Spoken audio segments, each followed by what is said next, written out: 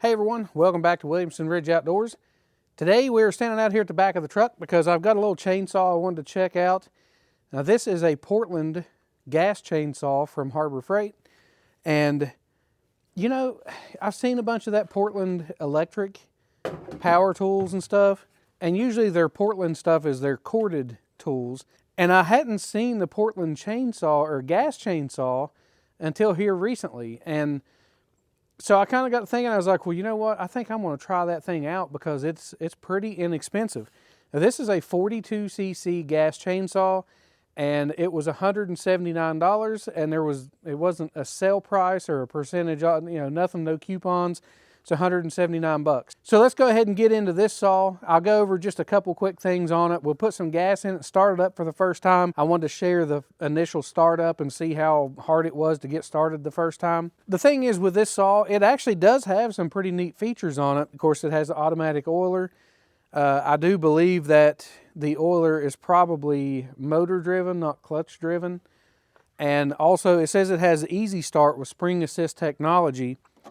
And what that basically is when you go to pull this, it actually has spring relief there, so it doesn't jerk your hand as much.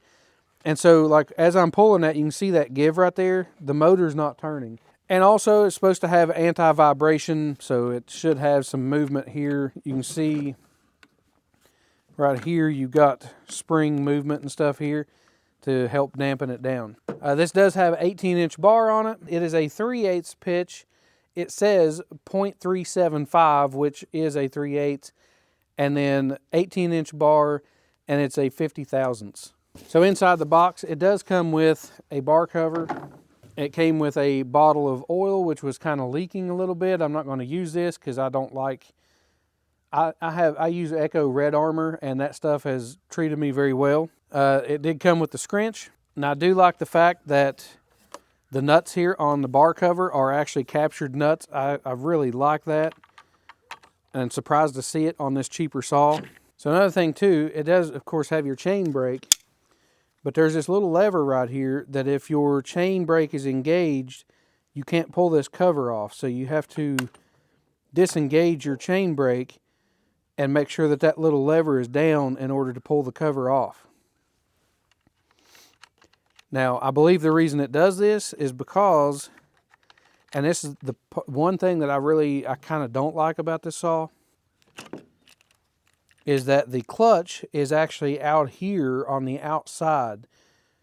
Now, this is kind of common.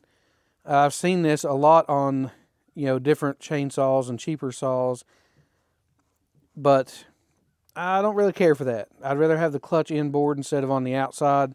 Makes getting your chain on and off a little bit tougher, but evidently there's something probably that makes this a little cheaper. Plus, that makes it to where your chain brake is actually right here on this cover. So your cover's a little heavier because, it's got this steel band in here in order to, when you engage the chain brake, it pushes that out. When you engage the chain brake, it clamps that down onto your clutch here so that it locks it up. And your chain adjustment is right here on the side. So let's go ahead and put some oil and gas in this thing and fire it up for the first time and see how it runs.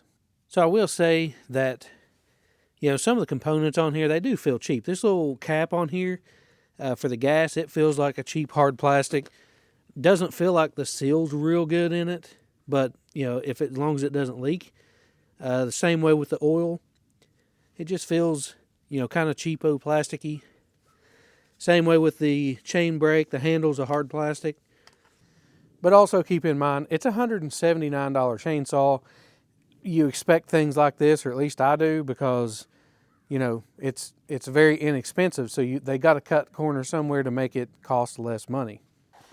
So here we go. It's got a bunch of directions down here on the handle to tell you how to start it. But it's pretty typical for chainsaws. You pump the primer.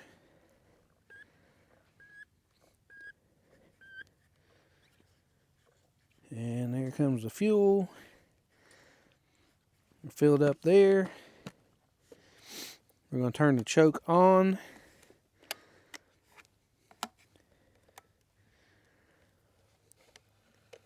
And of course, we're going to pull it until it fires.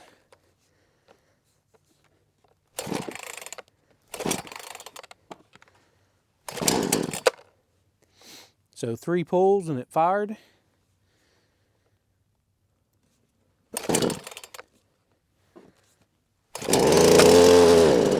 That was 5 pulls, I think. Let's try choking it again. Now turn it off.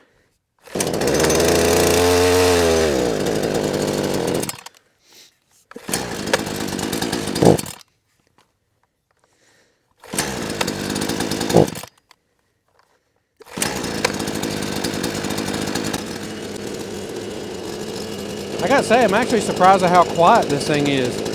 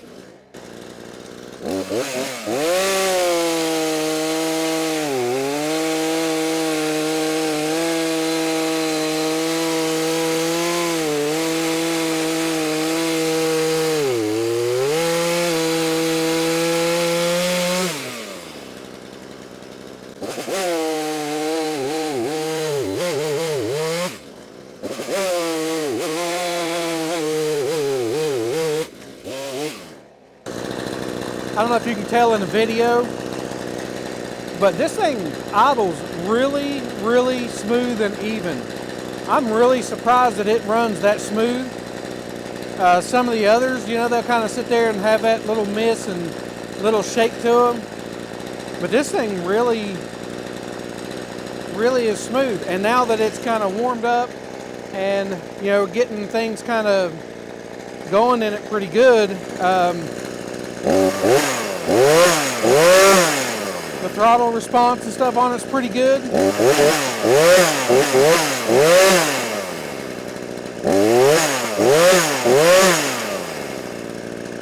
So I have to say that whenever I first was cutting with it, it seemed like it may be a little bit underpowered for a 42cc saw. But as I ran it and it started getting warmed up good, then it really started, you know, waking up, you know. And I've had other saws do that. You know, you run 3 or 4 tanks of fuel through them and they continue to get better and better. I think this one will probably do the same thing. This is the first time starting it and running it, you know, the first tank of fuel. And while it's not overpowered for sure, it's not a big, you know, it's a 42cc saw. But it seems like it's producing pretty good power for the size of saw. But there's several things too, you know, the clutch and everything in there, as, you know, with it being new, it had oil and stuff on it from the manufacturing process. Now, I probably should have went in and used some sort of a cleaner or something on that and cleaned that oil off. But I didn't, and it may say something like that in the manual. You know, it says to read the manual first.